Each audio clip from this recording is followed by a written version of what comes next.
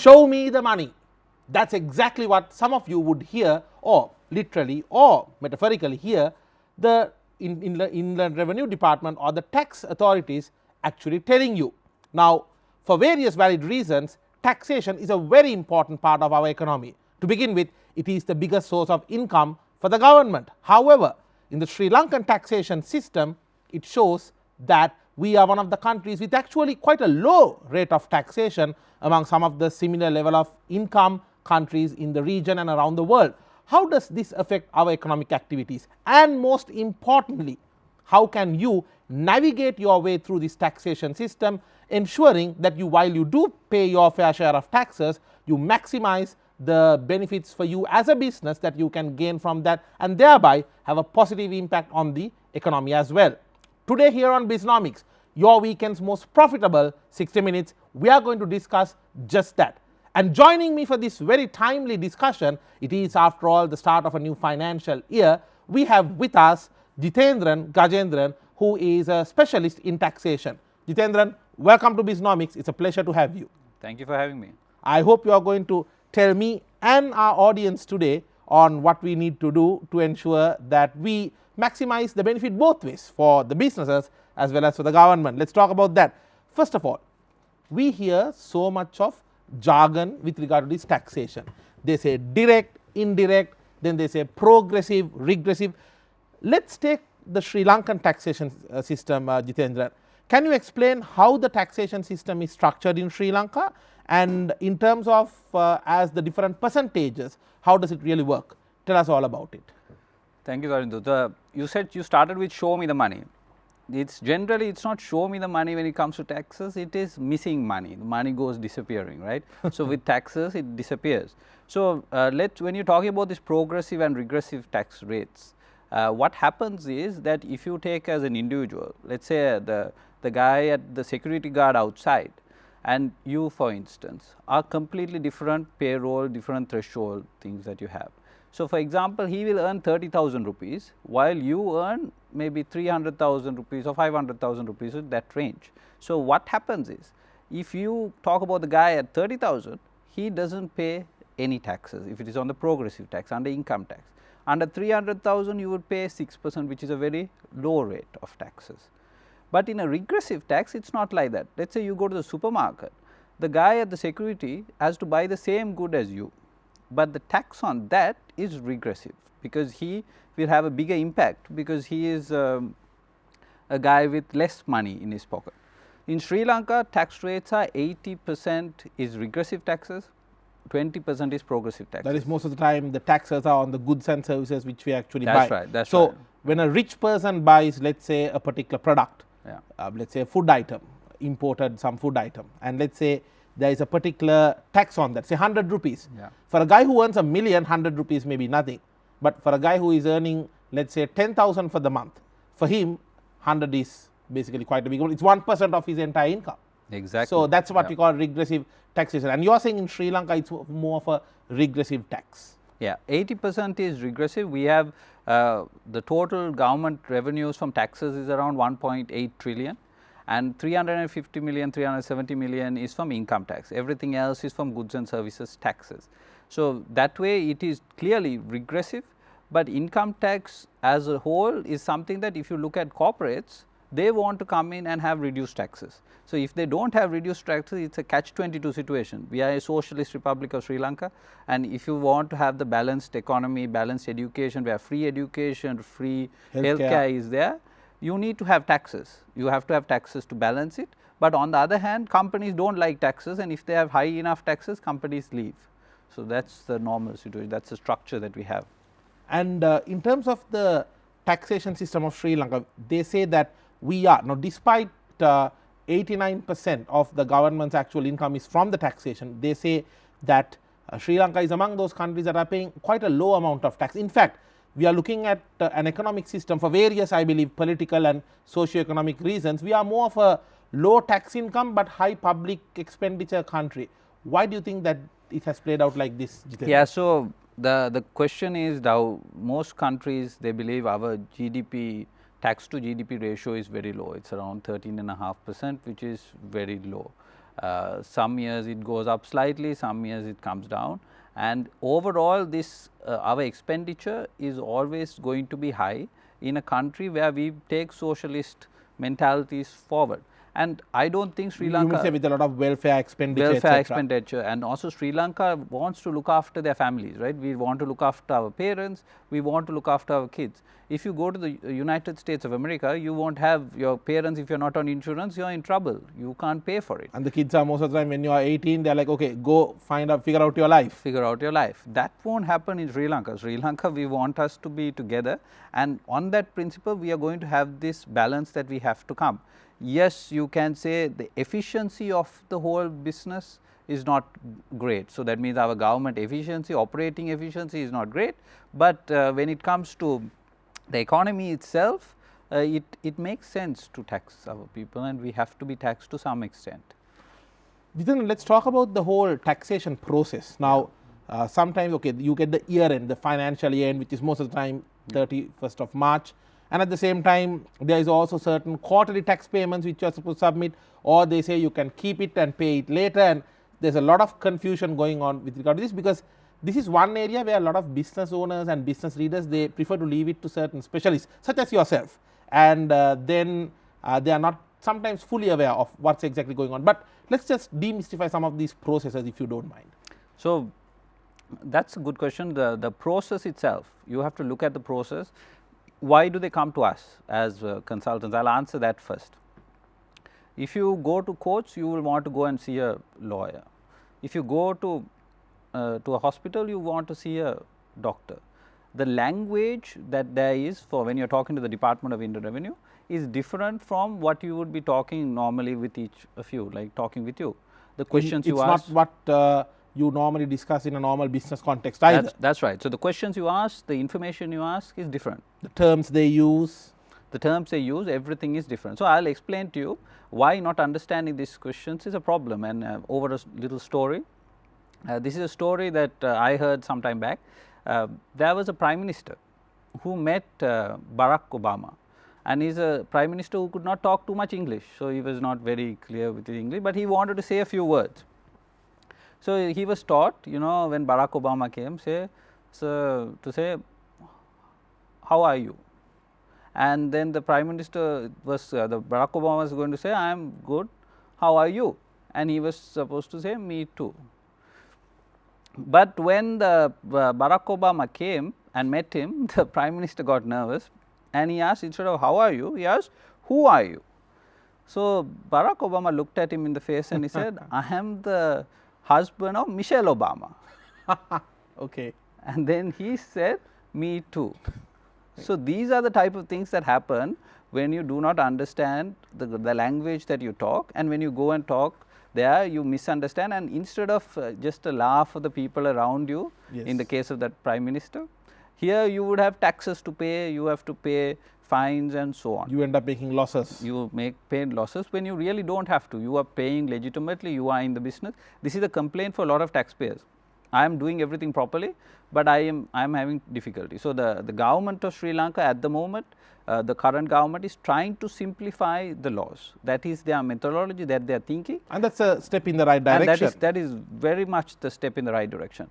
And what they have done with that is that the policies have become simpler. So, they removed withholding taxes, they have removed taxes which are creating stress like VAT, NBT have been removed, and now you have only a few taxes and a few quarterly payments to pay. And so, how does exactly this quarterly payment and then you get the year end taxes get calculated? How does that exactly happen? So, you now if you take, let us say we take a year of assessment 21-22, you have to at the start of the year estimate your tax. You have to estimate what is my profit for the year, or how much income as an individual I am going to get. Am I expecting? Yeah, you are expecting. And when you estimate, then with that estimate you have to make 4 quarter payments. So, that means every quarter you have to make a payment of 1/4 of that amount, and on September 30th you have to pay the remaining amount. If there is a shortfall, you will pay the remaining, and November 30th of the year you file the return. Correct me if I am wrong, that's for the previous year. Yes, that's right. So, if you take a year, at the end of the year after the year is over, the November that comes in, you file the return. Understood. So that's for income tax. For VAT, you file on a monthly basis if you're a company. So that's generally the two main taxes that are regulated by the Department of Internal Revenue. Interesting. Let's talk about the documentation, because there might be some business leaders who want to be more involved in this process and who needs to really get a better understanding about this. What are the key documentations that the business leaders need to submit? Like you said, there are certain returns to be filled, but then you have to also, I believe, submit your audited accounts and etc. Tell us about that. So the answer to that question is it depends. It seriously depends. So if you are incorporating and setting up a company, you will have the documents you need is different from the documents you need when you're running the business itself. So if you're running the business itself, you have to see what information you can give for the production of income. But the Department of Internal Revenue is highly unpredictable. It is some of them may call like a unhappy wife, right? So they will ask you all the questions to put you in trouble. So you do not know what you require, but what you can do is keep your accounts in order, your invoices in order. If you have contracts, agreements in order, don't have too many verbal contracts, which means it's difficult to identify them. But if you have them in written form, then you will be able to give that information clearly to the accountant, who will submit it for you at the end of the year. And what about these, like for example, if it's a, let's say, private limited company of a significant size, I believe that that's where they have to submit, as you very correctly said, their audited accounts, and then they also have to have, now increasingly they have to show supporting notes as well, isn't it? You can't just show certain transactions, the source documents, etc. All that, or is it not that detailed? So Sri Lankan tax laws are self-assessment basis. When I mean self-assessment, you assess your taxes and decide, so this is my profit and this is the taxes that I have to pay, and then you file a tax return at the end of the year. Then if the department feels that no, like I said, unhappy wife who thinks you're doing something wrong, You're always the culprit. You're always the culprit. Then they come and look at your books and say, no, this I need information and proof. Your bank statements show much more, etc. And Jitendran, if I may ask this with regard to the, let's say, some of these taxations which are there, why companies should really rely on specialist knowledge is that without the business really knowing, there might be certain expenses, certain investments done which are actually tax deductible, isn't it? Yeah, there are tax deductions. The new laws that have come in and the new bill that has come in is going to give you some benefits which you would have not identified previously. That's what I'm actually coming into. For what kind of expenses are there tax allowances, and how can a business really minimize their tax risk? And when I say minimize the tax risk, let me be very clear. I'm not talking about tax evasion, I'm talking more about tax mitigation. But we want to promote good corporate practices through this show as well. Yeah, I'm sure. So there are, if you take when with tax evasion and mitigation, I would like to explain this. Please. First. So if there are two individuals, take A and B, both are not paying taxes, right? So one guy is evading his taxes, evading his tax liability. The other individual is not evading his taxes, he is planning his affairs so that he has no tax liability, so he doesn't have to make a payment. So the first guy he's hiding the first guy is hiding things. The second guy is legitimately doing which the laws, the courts have allowed. So the first guy will go behind bars. The second guy you might think is a genius or he's enjoying his profits. So that is what evasion and avoidance and planning is. So if you plan your taxes, the government has given policies that are beneficial to you. So some of these policies are like if you invest, so if a foreigner comes in or if you invest in new business over the next, now they are going to expand it with the bills that are coming in for the next 3 years, where the investment itself will be given you an additional claim. So if you claim 100 rupees, another additional claim will come. So if you invest say 10 million, there will be an additional expenditure of 10 million. So things like that. So you will have for research and development, you have expenditure where you can claim again, investments you can claim again, and now marketing expenditures you can claim. So the concept of the government is that they are trying to focus on the assets that they want us to grow. So for example, there are investments, they want us to invest in fixed assets, fixed on properties and so on. They want us to invest in people. They want us to develop new products so that Sri Lanka can go to the world. And they Made in Sri Lanka. Made in Sri Lanka. And they want us to invest in brands. So it could be a TikTok brand, a girl or boy in a TikTok video, or it can be any other social media platform. You use that brand to get yourself out there. So those can be now considered as expenditure. So even some of the promotional expenditure, for that matter, the expenditure you're actually doing to build a brand image, even that is now allowed for a certain amount of tax allowances. That's right. So there are additional claims that are coming in. These are in bill form, which are, the law has not been enacted yet, but as it is in bill form, hopefully it will come in the next few weeks. And when it comes in, yes, you can claim those. I think that's a very interesting point there, Jitendran, because as you very correctly said, there are allowed expenses which you can rely on, but this also doesn't mean that a business can show its income, put all the possible expenses under that and say, look, I have almost nothing with me, so I can't be paying a profit. That's also not allowed. So now there are you can deduct expenditure if it is for the production of income. So if you are using it in your business, you can allow.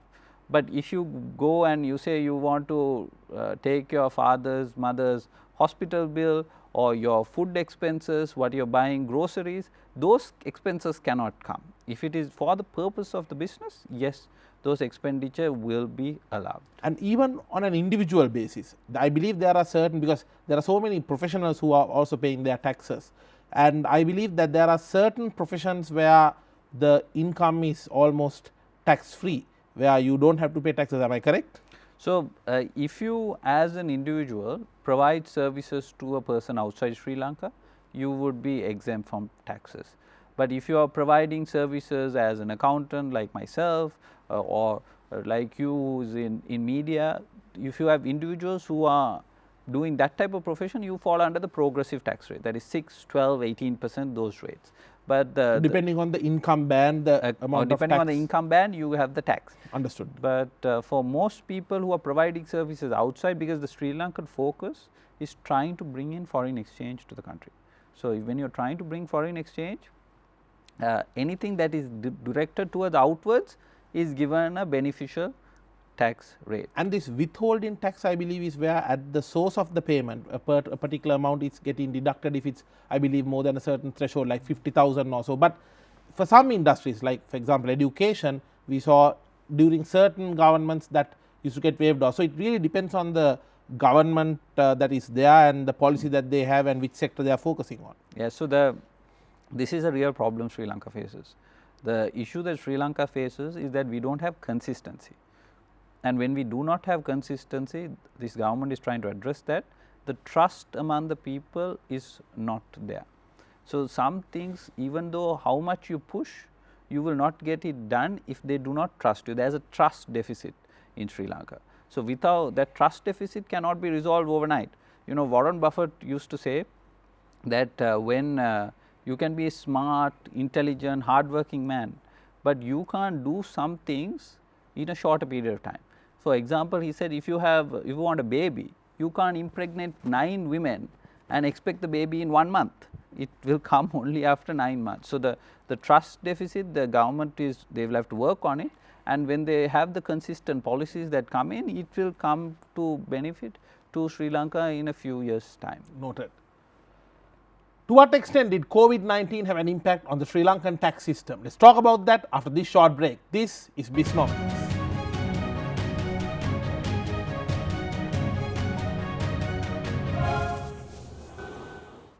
Welcome back to Bisnomics, your weekend's most profitable 60 minutes. I am Tharandu Amarasekara.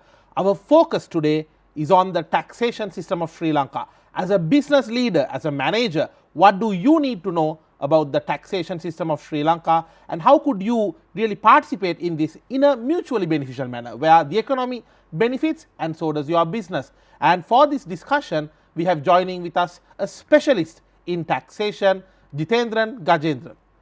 Jitendran, let's talk about COVID-19. It disrupted many different industries and sectors, as we all know. What about tax department? Because we heard so many stories about the tax department not really fully functioning. Then we heard, no, there's a lot of things happening digitally. To what extent did digital disruption really enter the Indian Revenue Department of Sri Lanka? Let's talk about it. So, the digital disruption, like any other company in Sri Lanka, the reluctance to go into digital was not there anymore. So, normally what happens is with any business, which we had even for the Indian Revenue, they have a reluctance to go into a new system. There was a RAMIS system for many years and they did not want to utilize it fully. But the truth is they did a really good job in that time of difficulty. So, well done. Well done. They had e-payments, e-filing, emails were used, alternate payment methodology was given. So, they have done actually an unbelievably good job. So, if someone is wondering, you guys are supposed to be closed, I still got my tax bill and tax notice, how? That's the answer. Yeah, and they felt that they had to change, because normally what happens with a government service, which we are all aware, is that a government service thinks that they don't need to change. Inertia. They don't want to change, and that is the case with most companies as well. But when this happened, they felt they had a responsibility to the taxpayer, to the people who are coming, not to allow them to come to the Department of Internal Revenue, because if you come, otherwise there are floods of people coming in because all their technology does not work. So, this the Commissioner Generals, and you have to tell that they did a great job overall, and it was an unbelievable service during that period. But obviously there were some difficulties, some information could not be done. I am sure there are people listening to me who say, you know, I couldn't get some things done, refund notices could not be done.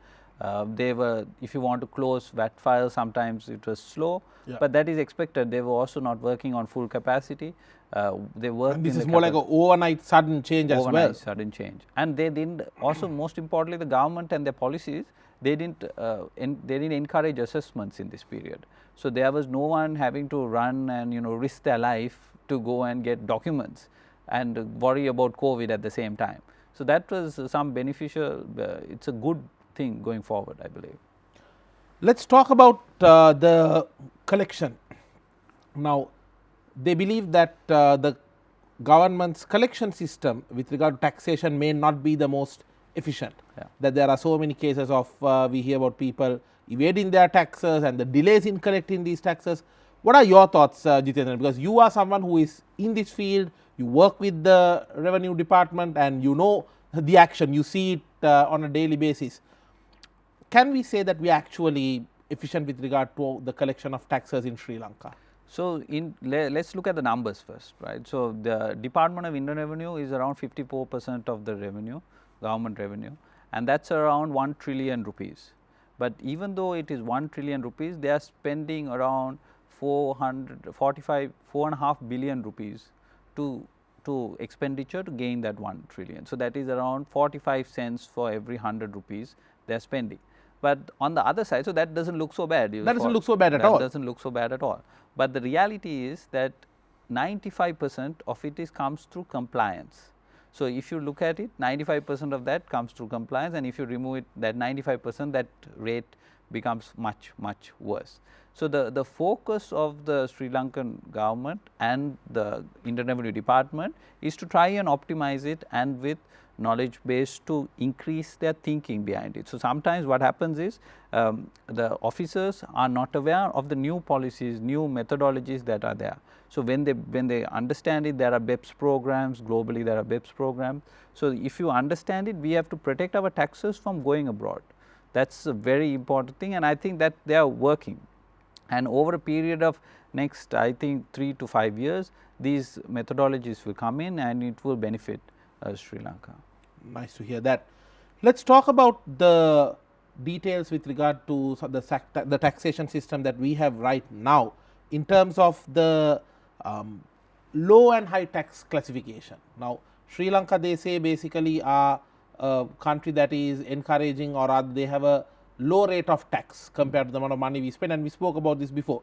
But are there specific industries or sectors which some of the recent tax policy decisions, because we have seen some recent amendments to the tax bill where they are trying to encourage certain sectors, of course pro growth, but any policy decision will also bring about certain challenges to the government and also to some of the industries. What are your thoughts on this, Jitendra? So, let's look at it in twofold. So, the first fold is that they have given beneficial rates. So, they have given reduced rates for agriculture, for technology, for services outside Sri Lanka, that is almost zero tax.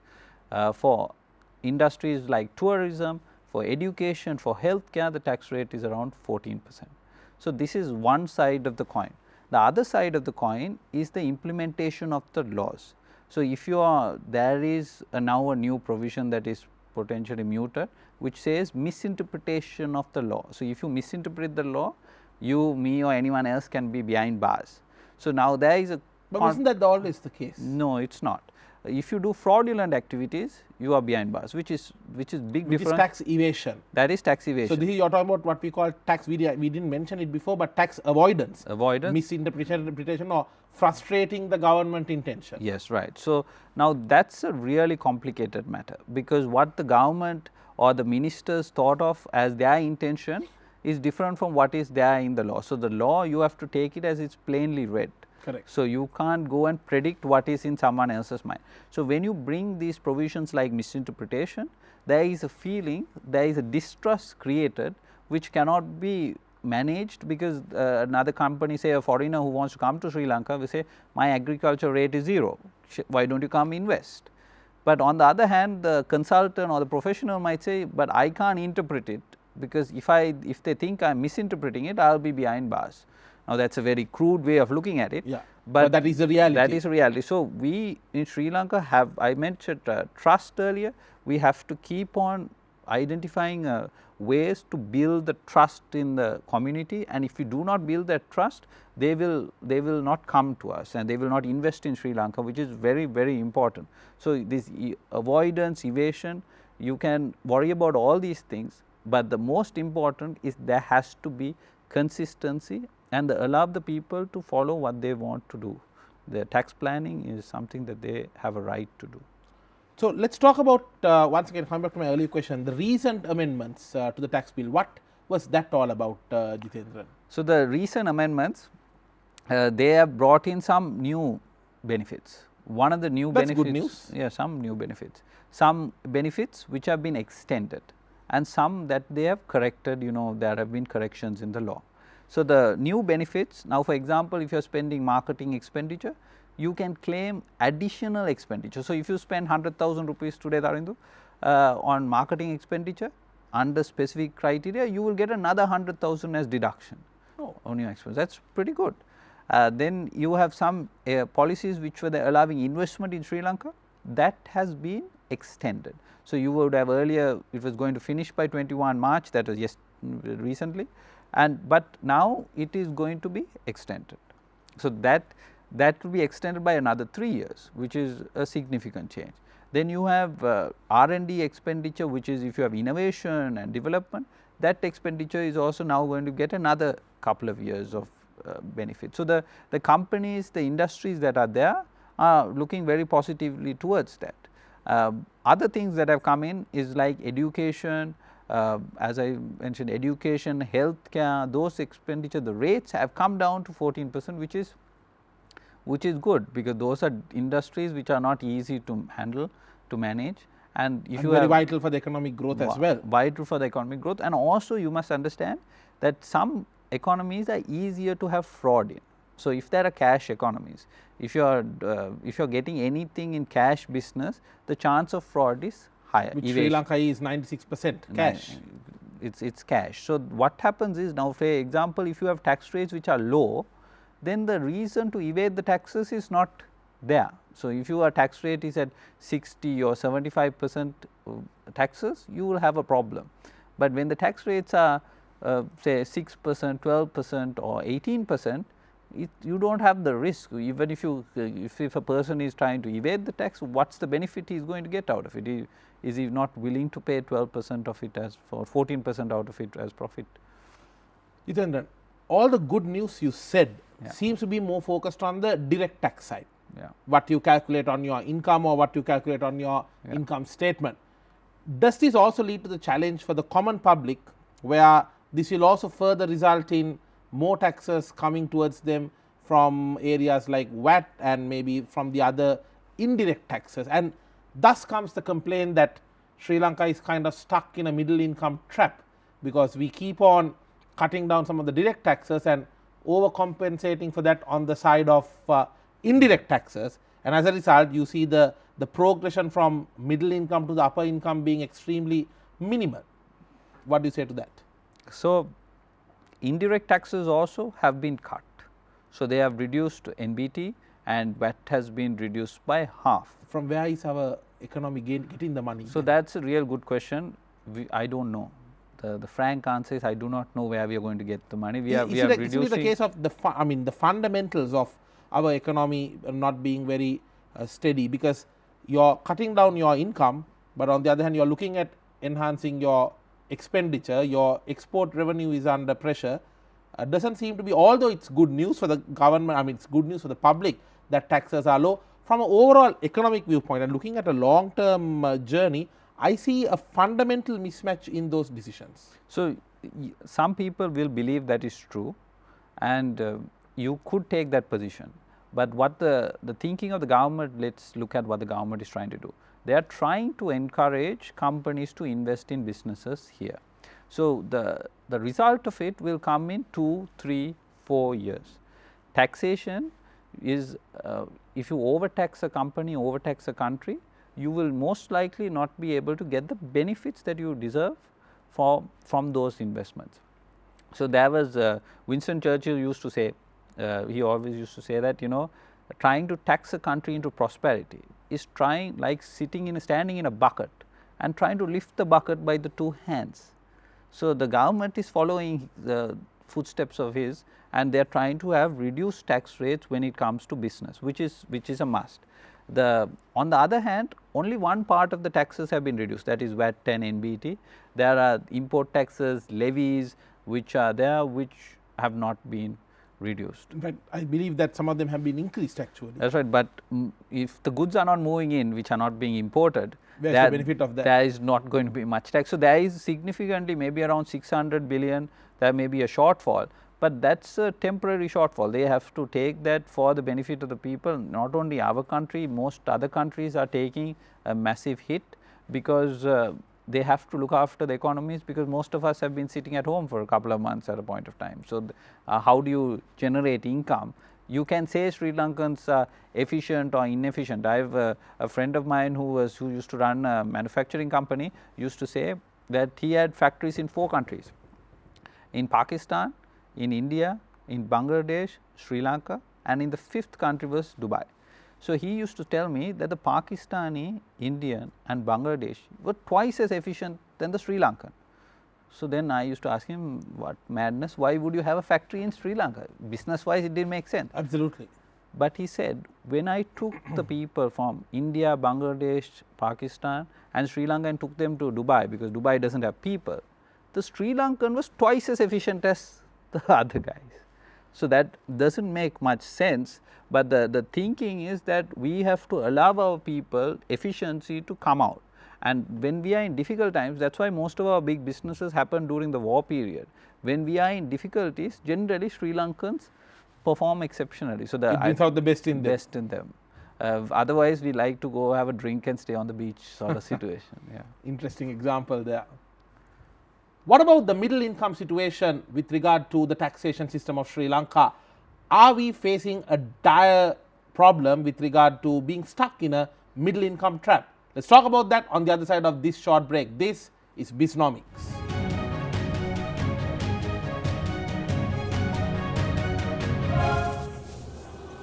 Welcome back to Bisnomics, your weekend's most profitable 60 minutes. Our focus today is on the taxation system of Sri Lanka. What do you need to know from a business perspective and also from an individual perspective? And joining me for this discussion is a specialist in taxation, Mr. Jitendran Gajendran. Jitendran, now we spoke about business, but the truth is you and I as individuals also need to pay our taxes. I'm probably figuring out that you have an advantage there given that you speak the same language as the tax authorities, but from an individual perspective, sometimes we think, okay, the business is paying tax, so that means I'm okay, I pay my tax when I go to the supermarket and buy my things, but that's not the case. Even individuals, they have to pay certain income taxes. For an individual, how does the taxation system work? Do I get to assess my own tax and submit it prior to the department, and is it similar to what the businesses do? And since we are at it, from an income perspective, do we have a problem where the middle income category of the country is having a higher tax burden than those who are, let's say, having a high income? What are your thoughts? It's a twofold question. We start with how the personal income taxes work. So, the personal income taxes are similar to company taxes. You have to pay quarterly payments, you have to estimate your taxes at the start of the year, and you have to file them. The biggest difference between personal and a company is couple of years back, most of us did not have tax files. Individuals, because we had under PAYE system, we had withholding system, and most of our income, if you had interest, dividend and only a salary, you did not need a file. So, now you have to start to open a tax file and you have to run your accounts properly. So, the difference is 2 years back you are completely free, you have no issue, but at that time you were paying taxes on your total income, on the full amount. Now, they have given you some allowances, some benefits which makes you more in line with the company. So, some individuals used to complain saying, what is the benefit of being an individual paying taxes? When you have a company, you get all these deductions. So, now they have given deductions. So, they have a deductions of around 1.2 million expenditure which you can claim. So, your first 250,000 income, you have no taxes. The next 250,000 is at 6% per month I am talking, and then 12%, then 18%. But the 250,000 no income tax threshold goes up because of personal tax relief, which you can get of around 1.2 million deduction. So, that is around another 100,000, may moves it up to 350,000. The expenditure you can claim for those things are like, for example, education of your kids, of yourself. If you are into have health expenditure, you can claim those.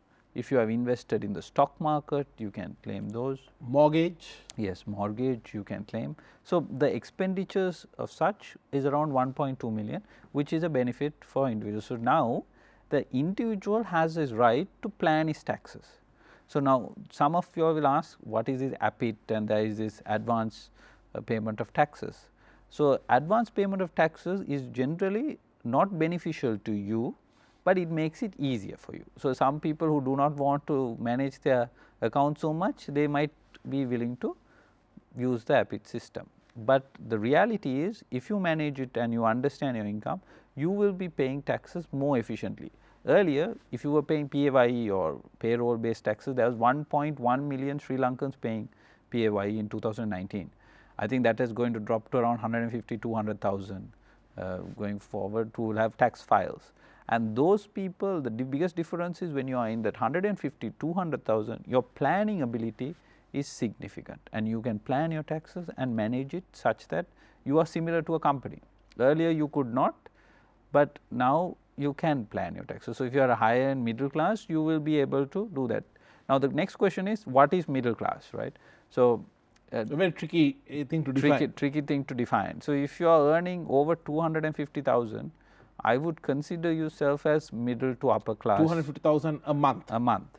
So, I would consider that person to be somewhat either on the higher end of the middle class. You would not consider upper middle, right. So, the taxes only start at that level, and that was only at 6%. Compared to other countries globally, our tax rates are very low and understanding. The problem with us is we are very bad with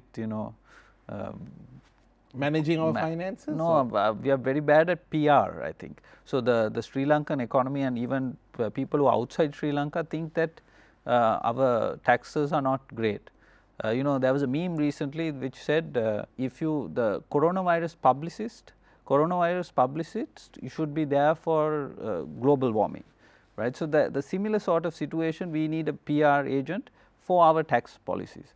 Sometimes these tax policies are such that we have given benefits to our people, but the benefit is not out there and we are not aware of it. So, the middle class is being looked after, I think, but the middle class indirect taxes, yes, you will be taxed. So, those taxes you do not feel it, you might not realize it. The goods of taxes have gone, if some might say gone up, but if you take VAT and NBT, it has been reduced. So, the government is trying to reduce it, but still prices are going up. So that's And contradictory Jiten, as you very situation. correctly said, I recently heard that, for example, if you are having like a particular, like a payment plan with an insurance company, that some part of that too might be tax deductible, where you can share it with the like show it as an expense, as an, That's right, that's as an right, that investment is you are correct. doing. So I think people just don't know. Now my question: can people go to the government Inland Revenue Department website and get this information? Is it all listed out? It may be technical and complex, but is it all listed out? Is there like one source to which a person can go and get to know all this information? So if you go on to the department website, the information is there. It is pretty clearly presented. The difficulty most people face is that it is presented all the time. So you have continuous flow of information. So if you are not following it continuously, you will have a gap. So there are some individuals who file their own tax returns, they look after their own taxes, look after their own accounts, speak to a friend who knows a little bit of accounts, and they file it. So that is normally a good practice if you are a consistent guy or girl who is willing to go onto the website. If you are methodical, if you are organized. If you are methodical, you are organized, it's good. Some of us are not methodical, and if you are not so methodical, then you have to be careful with what you do. Is there anyone who can kind of disregard and say, okay, I need not be looking at taxation, I'm already getting a very low income? Because some people, when they get the notice from the Inland Revenue saying pay your taxes, it sometimes comes as a shock to them, because they are like, really, I need to pay taxes.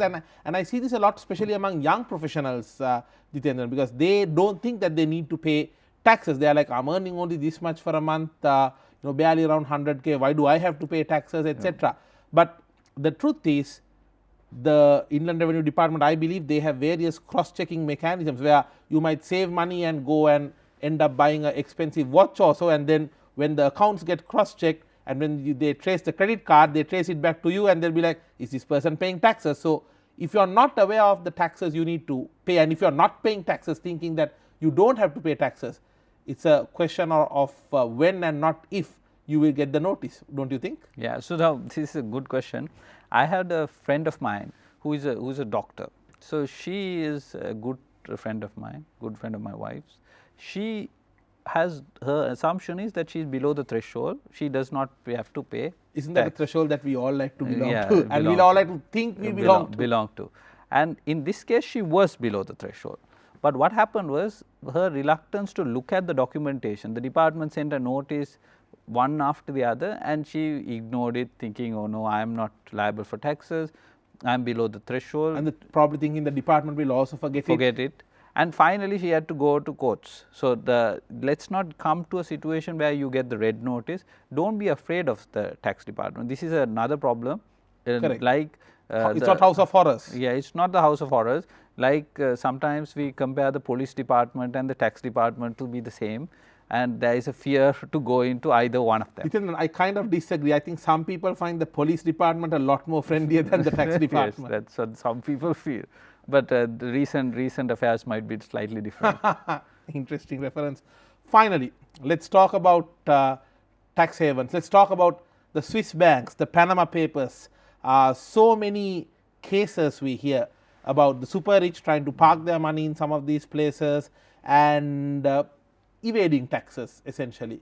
But in a modern and connected business world where the banking systems are connected and there is increasing pressure from various governments, and even in Europe we see, so the EU itself is driving a lot of transparency into the banking system.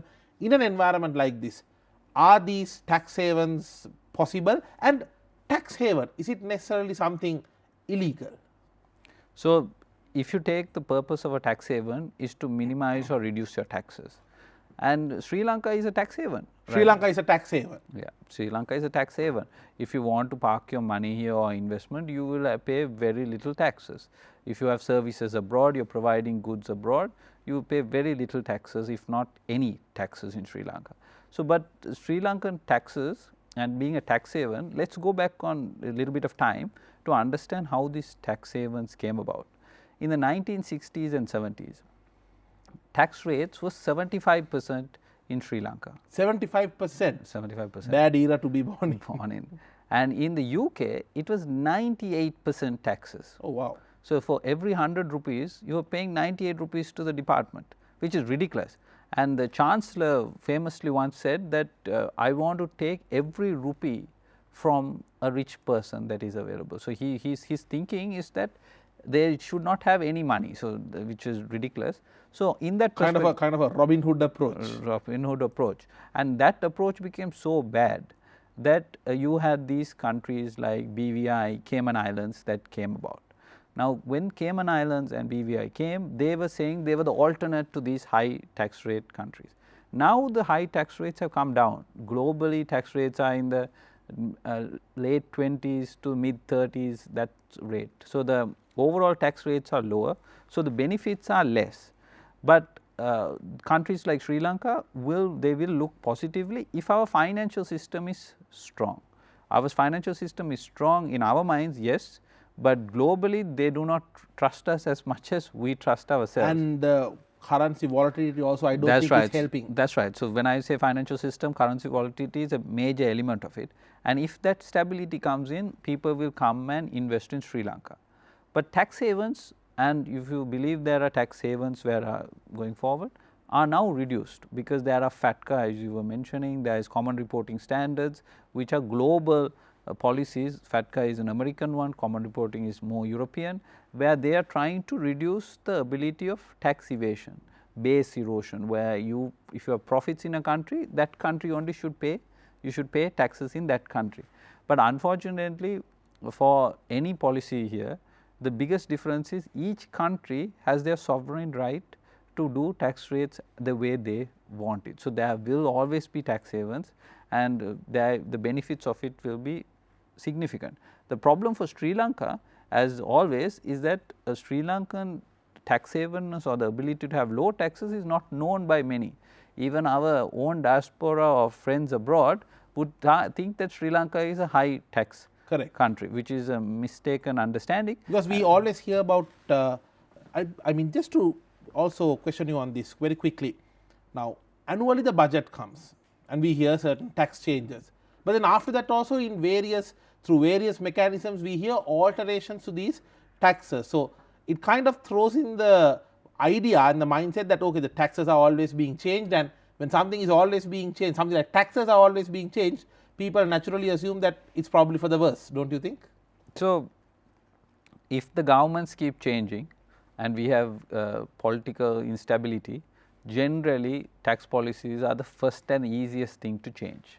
And to attack as well. And attack as well, because why it is easy, it is just for you sign one piece of paper, you can change the tax policies. You can't do anything else so easily. Understood. So, the thinkings, as long as there is political stability, there will be taxation stability to some extent. Understood. So, at the moment the way the policies are, it will benefit Sri Lanka if they stay consistent, but if they do not stay consistent, as you think, you are right. And sometimes though they change the tax percentages, when it does not get communicated, let us say to the authorities who are, for example, import-export control, import control especially, and if they do not know about this, they will still continue to try and charge the old rate that was implemented, and that's then there comes the confusion and then the accusation of the delays. I totally get your point there. Finally, a few words of advice for anyone who is planning their taxation. As a tax specialist, what do you have to say to them? Just a minute's advice. So, my straightforward advice is meet a consultant. If you do not meet a consultant, you will not know what is your best way of handling your taxes. If you really want to understand your taxes, you have to meet a specialist. It is like you wanting to do heart surgery and not meet a heart specialist, right. So, if you need to understand your taxes, it is very good to meet a specialist. Now, let us say you do not want, you think all tax consultants are trouble and problematic, and they take more money. They take more money and they do not like your face. If that is the situation, then you have to go to the department website, get the basic information. It is all available there, and study it. You will have to do some course to understand it, and then after you have found the foundation knowledge, you have to replenish it as and when a paper article comes saying policies have changed, because taxation is always in the news, and as it is always in the news, if you follow the news, you should be able to manage it. So, you follow the department website, follow the news, and you should be on track. If not, you will always be in difficulties. So, let us try not to get into that problem. Thank you very much for your thoughts, Jitendra. It was a very insightful discussion. You shared so many different perspectives. It was a pleasure to have you on the show, and I'm quite sure that the audience also definitely benefited. Thank you very much for your time. Thank you, Tarun. With that, we wrap up today's episode of Bisnomics. I hope that you are on a better wicket in terms of tackling, managing your taxes from a business perspective and also on the personal front. May you have a profitable week ahead, and I will see you soon with the next episode.